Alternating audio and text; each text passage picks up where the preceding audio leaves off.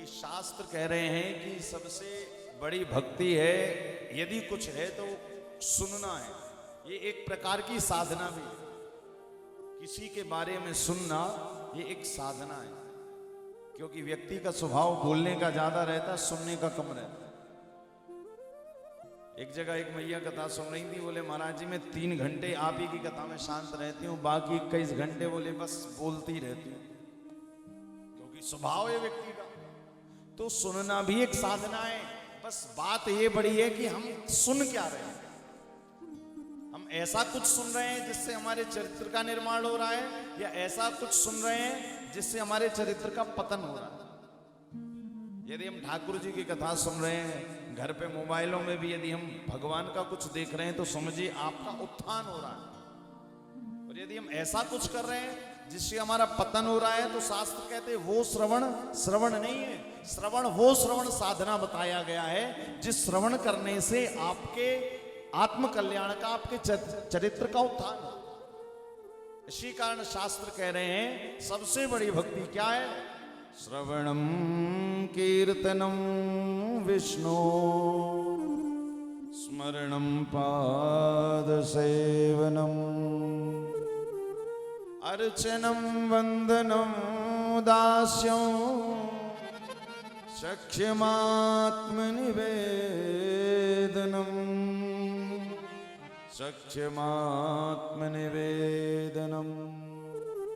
सबसे पहली भक्ति है कथा का श्रवण। व्यथा का श्रवण नहीं। 2 तरह की होती है, एक होती कथा, दूसरी होती व्यथा। व्यथा को जो सुनता है वो श्रवण नहीं माना गया, जो कथा को सुनता है। जैसे आप लोग यहाँ बैठकर 3 साढ़े 3 घंटे कथा का श्रवण कर रहे हैं ना, तो ये श्रवण भक्ति कल्याणकारी है।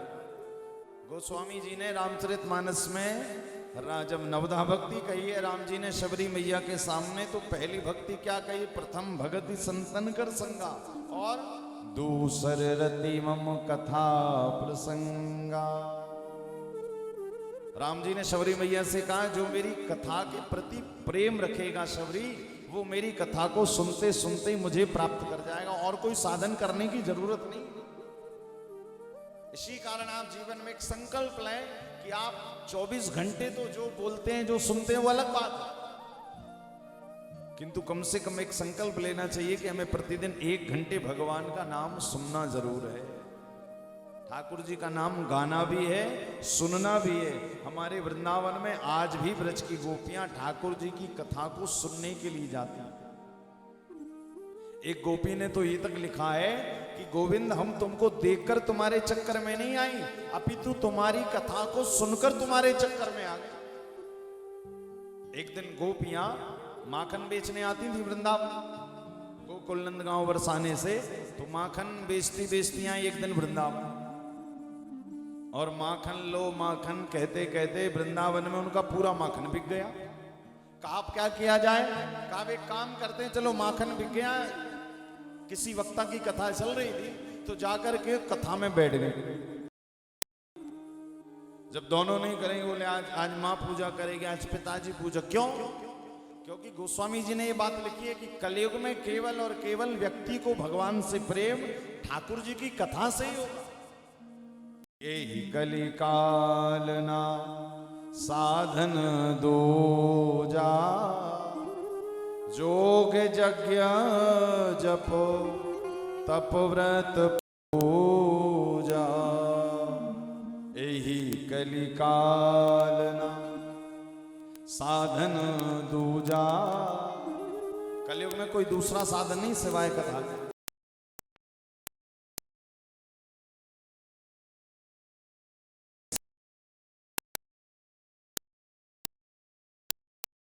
भाई कहीं चलो कोई काम नहीं, कथा ही सुन लिया जाए। और मैं सदा कहा करता हूं कि भैया कथा में आओ तो टाइम पास करने मत आओ, मनोरंजन करने मत आओ। कथा मनोमंथन का विषय है, मनोरंजन का नहीं। तो गोपियां चली गई, मटकी रखी अपनी और कथा सुनने लगी। अच्छा, कथा सुनते सुनते गोपियों के अंदर ठाकुर जी का रंग ऐसा चढ़ा कि बैठी तो थी 15 मिनट की कहकर, और फिर 4 घंटे निकल गए, गोपियों को पता ही नहीं लगा। जब कथा पंडाल से उठी तो क्या लेकर उठी? बोले कृष्ण प्रेम को अपने साथ में लेकर उठी।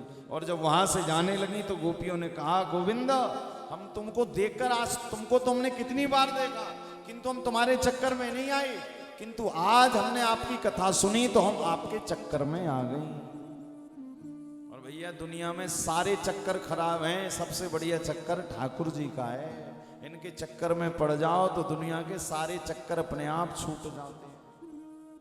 क्या ठाकुर जी का चक्कर कितना बढ़िया है बताओ। भैया आओ 3 घंटे सुनो, बस इस चक्कर में पड़े रहोगे तो शास्त्र कह रहे हैं 84 के चक्कर अपने आप टूट जाएंगे। इसी कारण शास्त्रों ने, संतों ने कहा है, श्रवण करते रहिए। जहां हैं, जैसे हैं, किस भाव में है, जिस भाव में, बस उनकी कथा को सुनना मत छोड़िए। और आप उनकी कथा को जितना सुनेंगे ना, आपको उनसे उतना प्रेम होता जाएगा धीरे धीरे। गोपियां गोपियां कब बनी? जब उन्होंने भगवान की कथा को श्रवण किया। इसी कारण गोपी गीत में गोपियों ने भगवान से एक वस्तु मांगी कि तव कथामृतम तप्त जीवनम कविभिरीडितम कल्मषापहम श्रवणमंगलम श्रीमदाततं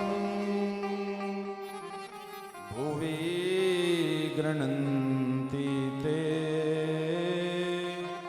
भूरिदा जना।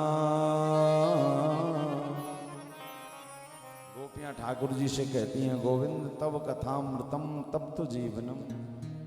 यदि आप हमें कुछ देना ही चाहते हो तो अपनी कथा का दान दे दो, क्योंकि सबसे बड़ा दान कथा का है। ये कथा क्या करती है? आपने सुंदरकांड की चौपाई पढ़ी होगी ना कि रामचंद्र गुण बरने लागा, रामचंद्र गुण बरने लागा, रामचंद्र गुण बरने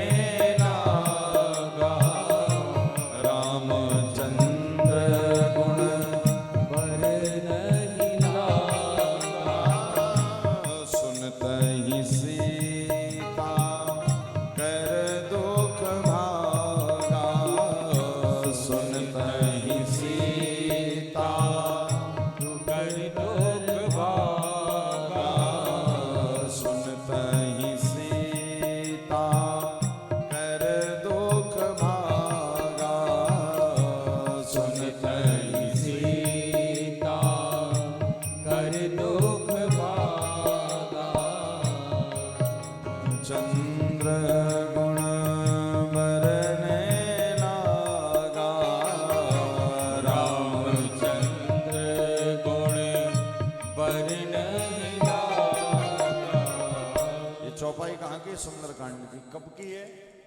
जब हनुमान जी सीता मैया के पास अशोक के वृक्ष के ऊपर बैठकर राम नाम की मुद्रिका सीता जी के पास फेंकी। और जब राम नाम की मुद्रिका सीता जी के पास आई तो राम नाम की मुद्रिका देखकर सीता जी को लगा कि राम नाम लंका में कहां से आ गया। फिर क्या हुआ? ऊपर से हनुमान जी ने क्या कहना शुरू किया?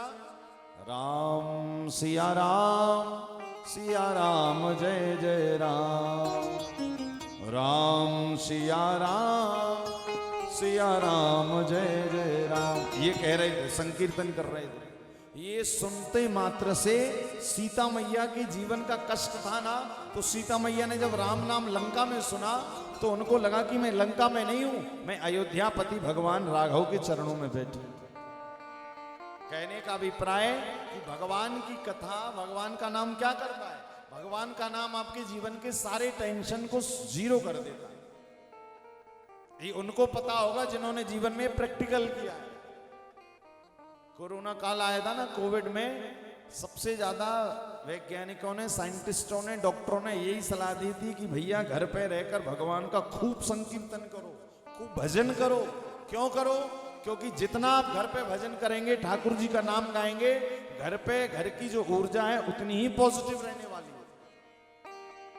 और हमारे वृंदावन में तो उस समय पर एक भजन करने वाले आते थे, यूके से आए हुए थे, किंतु कोविड के कारण वृंदावन में फंस गए। तो उन्होंने बताया कि महाराज जी, जब व्यक्ति भगवान का भजन 1 घंटे करता है तो उसके अंदर 1400 प्रकार के पॉजिटिव सेल्स डेवलप हो जाते हैं, 1400 प्रकार के। और कोरोना में सबसे ज्यादा जरूरत किसकी थी? बोले ऑक्सीजन की तो थी, किंतु सबसे ज्यादा जरूरत थी पॉजिटिव रहने की। उन्होंने एक बहुत अच्छी बात बताई, बोले जब ताली बजाकर हम लोग भजन संकीर्तन करते हैं, नाचते कूदते हैं, तो 1400 प्रकार के पॉजिटिव सेल्स हमारी बॉडी में डेवलप हो जाते हैं। कितनी अच्छी बात है। इसी कारण कहा जाता है कि भैया भगवान की कथा का श्रवण, भगवान की कथा का भजन और भगवान की कथा में नृत्य, ये तीनों ही चीजें आपके जीवन के हर प्रकार के शमन को दूर कर देती, हर प्रकार के कष्ट का शमन कर देती। विचार करिए ना, जब सीता जी लंका में बैठकर राम नाम को सुनकर उनका कष्ट दूर हो सकता है, तो हम तो फिर भी साधारण जीव हैं। जब हम 3 घंटे ठाकुर जी की कथा सुनेंगे तो हमारे जीवन के कष्ट दूर नहीं होंगे? बिल्कुल होंगे। बस आप उस भाव से कथा का श्रवण करें, और आप जिस भाव से श्रवण करेंगे, याद रखिएगा गोविंद की कथा आपको वो ही प्रदान करें।